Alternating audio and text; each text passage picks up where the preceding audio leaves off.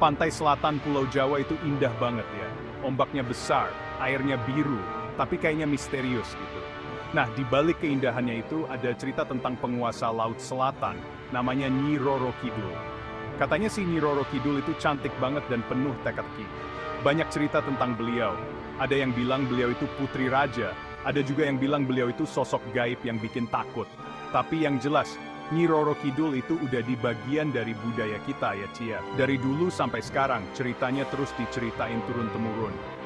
Masih banyak orang Jawa yang percaya sama Nyi Roro Kidul. Mereka ngehormatin beliau dan berusaha buat selalu jaga alam. Cerita Nyi Roro Kidul itu bukan cuma cerita serem loh, tapi juga cerita tentang gimana manusia harusnya berhubungan sama alam dan kekuatan yang lebih besar dari manusia. Yuk, kita cari tahu lebih banyak tentang Sang Ratu dari Selatan ini. Ada cerita yang paling terkenal tentang asal-usul Nyi Roro Kidul, yaitu cerita tentang Putri Kadita. Putri Kadita ini cantiknya nggak ketulungan, putri dari kerajaan Pajajaran. Sayangnya, kecantikannya itu malah bikin orang iri. Ada ratu jahat yang iri sama kecantikannya, terus ngejebak Putri Kadita pakai ilmu hitam. Akhirnya Putri Kadita sakit parah dan diusir dari istana. Sedih banget ya. Putri Kadita pun pergi nyari obat buat sembuh. Dia berdoa di banyak tempat suci. Akhirnya, dia sampai di pantai selatan Jawa. Di sana, dia dapat wangsit, katanya harus nyeburin diri ke Laut Selatan. Wah, serem banget ya. Dengan berat hati, Putri Kadita ngikutin wangsit itu.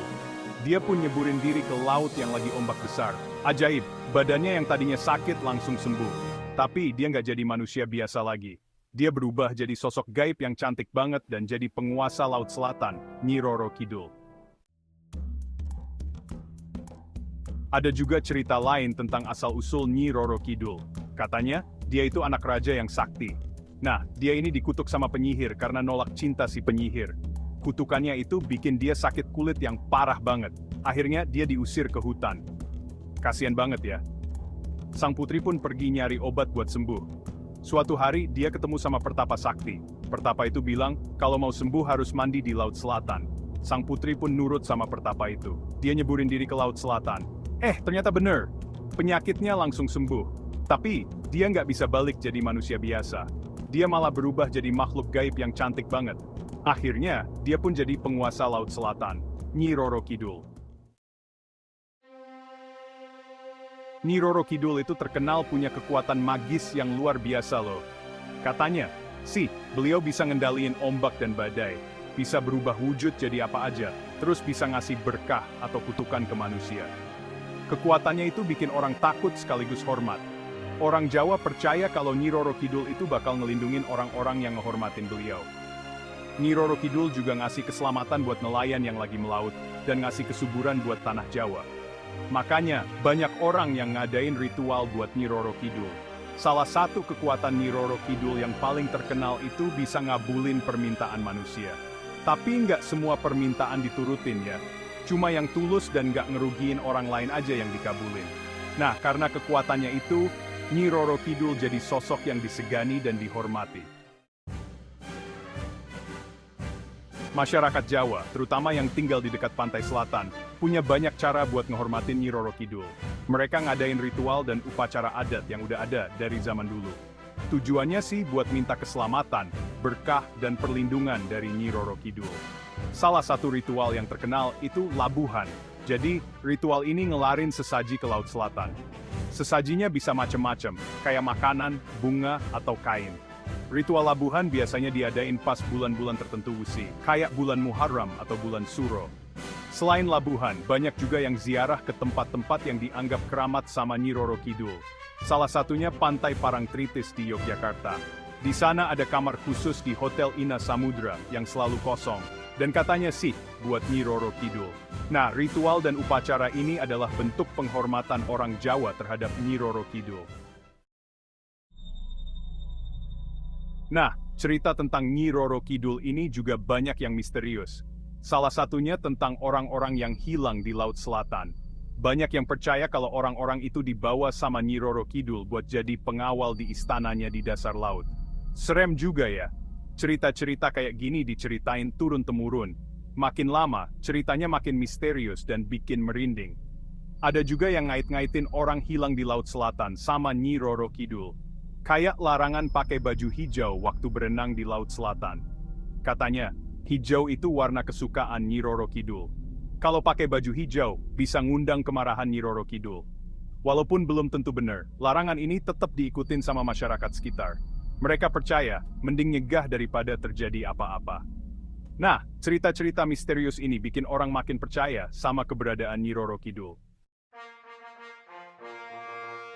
Ternyata, bukan cuma orang biasa aja yang percaya sama Nyi Roro Kidul loh. Raja-raja Jawa zaman dulu juga ngehormatin Nyi Roro Kidul. Mereka nganggap Nyi Roro Kidul sebagai pelindung kerajaan dan permaisuri spiritual. Salah satu contohnya, hubungan Nyi Roro Kidul sama Raja-Raja Mataram. Katanya, Panembahan Senopati, pendiri kerajaan Mataram Islam, pernah ketemu sama Nyi Roro Kidul.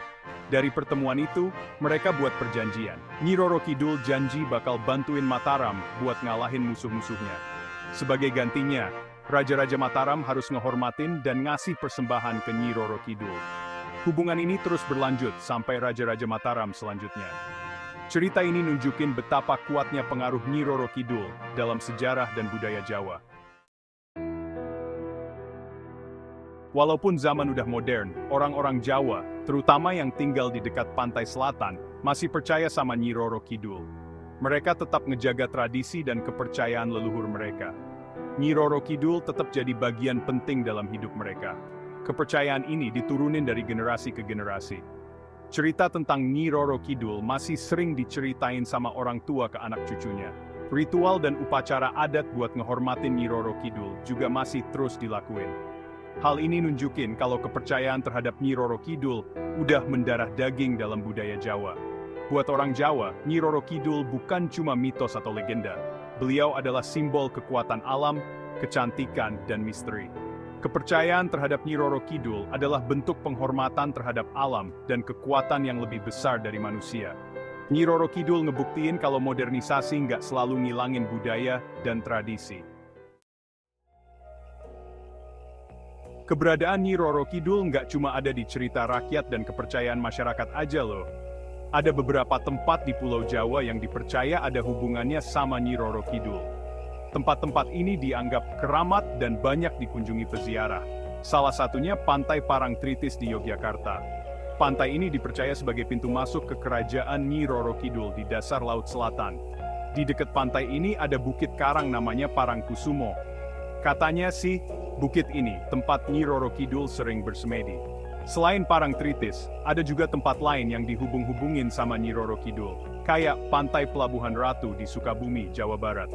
Pantai ini juga dipercaya sebagai salah satu tempat kekuasaan Nyi Roro Kidul. Di sana ada hotel dengan kamar khusus yang selalu kosong, dan katanya sih buat Nyi Roro Kidul. Tempat-tempat ini bikin orang makin percaya sama keberadaan Sang Ratu Pantai Selatan. Nyi Roro Kidul nggak cuma terkenal di cerita rakyat dan kepercayaan masyarakat aja, tapi juga menginspirasi banyak karya seni dan budaya di Indonesia, mulai dari lukisan, tari, musik, sampai film. Nyi Roro Kidul jadi sumber inspirasi yang nggak ada habisnya. Salah satu contohnya, tari Bedhaya Semang. Tarian tradisional Jawa ini nampilin kecantikan dan keanggunan Nyi Roro Kidul. Gerakannya yang lembut dan kostumnya yang mewah bikin orang terpukau. Tarian ini biasanya ditampilin di upacara-upacara adat yang sakral. Selain tari, Nyi Roro Kidul juga jadi inspirasi di dunia musik. Banyak lagu daerah yang nyeritain tentang Nyi Roro Kidul. Lagu-lagunya biasanya punya melodi yang sedih dan lirik yang puitis. Nyi Roro Kidul juga sering jadi tokoh utama di pertunjukan wayang kulit, seni pertunjukan tradisional Jawa yang terkenal banget. Kehadiran Nyi Roro Kidul di berbagai karya seni dan budaya nunjukin betapa besar pengaruhnya dalam budaya Indonesia. Cerita tentang Nyi Roro Kidul udah jadi bagian dari budaya dan sejarah Indonesia. Nggak cuma cerita mistis, tapi juga cerminan gimana manusia harusnya berhubungan sama alam dan kekuatan yang lebih besar dari dirinya.